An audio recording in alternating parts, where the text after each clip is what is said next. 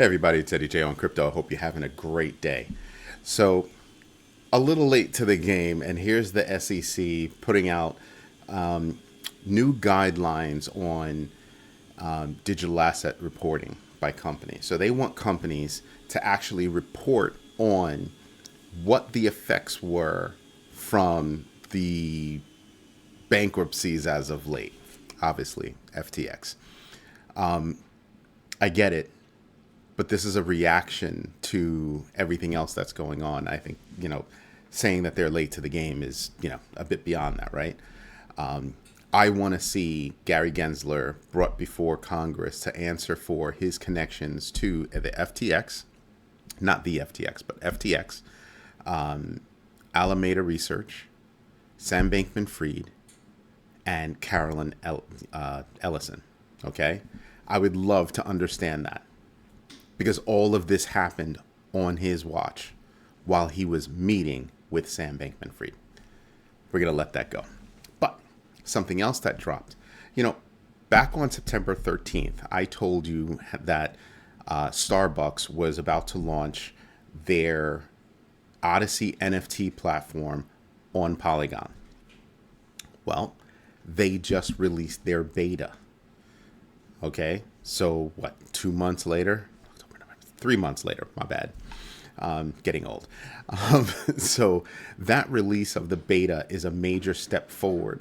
And it's really good news for Starbucks as they enter into the Web3 space and getting deep into it, as a loyalty program for their customers. And it's an even bigger win for Polygon as they continue to fire on all pistons, signing up deals for different projects to actually run on Polygon.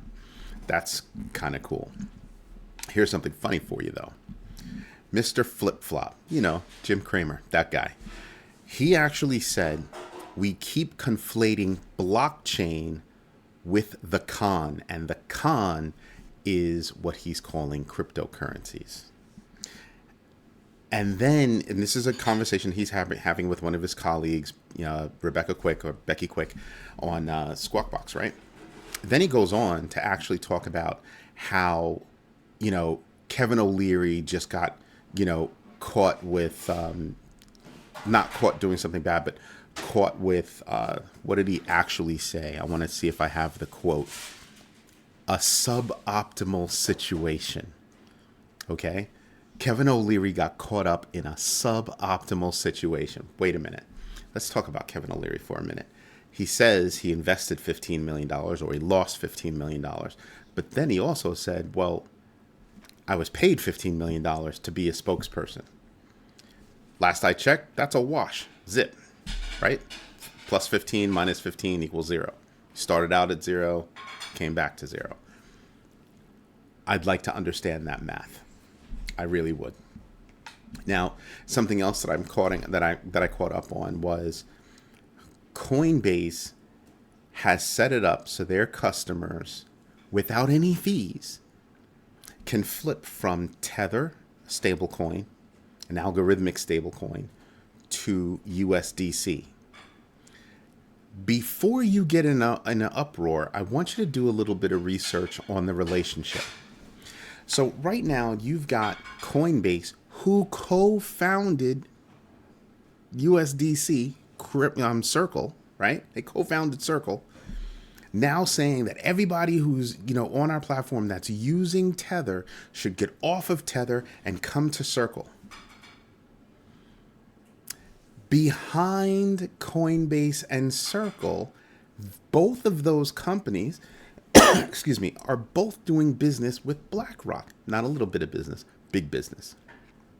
And I'm sitting there and I'm saying to myself, well, ain't that just dandy? That's a pretty tight package there. Very interesting. And Coinbase is trying to get all their people to move off of Tether and onto USDC. I'm sitting here and I'm just going, who does that serve? Who does it serve? I don't know that it's a white horse knight, a shining knight, and just I'm sitting here and I'm just looking at it and I'm just saying, just doesn't look right. Right? It just doesn't look right. So I'm just wondering. So I'm waiting for more to happen, but I know for a fact that, you know, Coinbase co-founded, you know, Circle. I know for a fact that, you know, BlackRock is in business with both of those companies. And so there's a reason. I mean, right now, if you look at, let me just see if I can look at it real quick.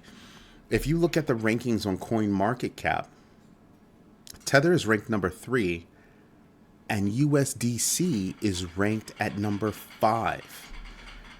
We're talking about 65 billion and 42 billion in their market caps. And I'm just sitting here just saying to myself, wow, that's pretty interesting. I'm going to do some more research to see, like, you know, how much of a win it would be for Coinbase, Circle, BlackRock, you know, just for my own edification, right? Maybe it's a good money move. I don't know. But usually when you have money sitting in a stable coin, it's because you're waiting for things to happen so that you can make moves from one of these coins to go get something else. There's the win. Something that's really cool that is happening is Ethereum core developers have said, we're setting the date for the Shanghai upgrade for March 2023. The significance of this upgrade is that people that are staked, that have their Ethereum staked, will be able to do withdrawals. I'm looking to see if there's anything else. I mean, don't get me wrong, that's big and that's important. But I'm wondering if there are anything, you know, any other features that are going to come with it, just out of curiosity. I think it'll be good for Ethereum. But when you look at Ethereum 2.0, it's still not where Polygon already is. So while they're working on Ethereum up here, they're also working on Polygon. And remember, Polygon is a side chain to Ethereum. They just happen to have a little bit more features already there that Ethereum's trying to get to. We'll see how it goes. You know, even when Ethereum has all those features, I still think there's a place for Polygon. Right? I think that they've already proven that it's not easier, but easy to work on their platform to build out, you know, other things such as Web3 initiatives, all kinds of things. Not to say that you can't do that with Ethereum, but Polygon is proving that they can land those big projects and make them happen.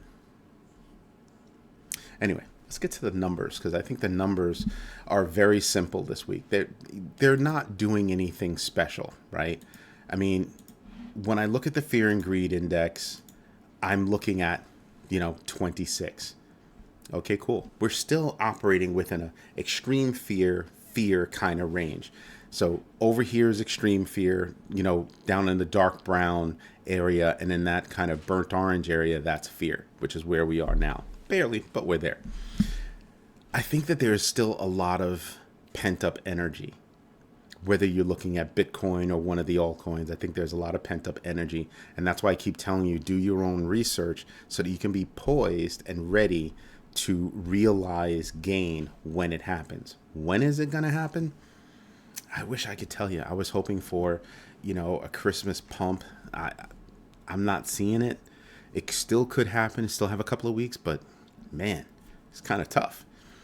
Then you have the SEC still having that case with Ripple, and they're not doing so well. Meaning the SEC is not doing so well. With the CFTC saying that, you know, Ethereum is a security, basically handing it over to the SEC. The SEC is taking their time at accepting the baton.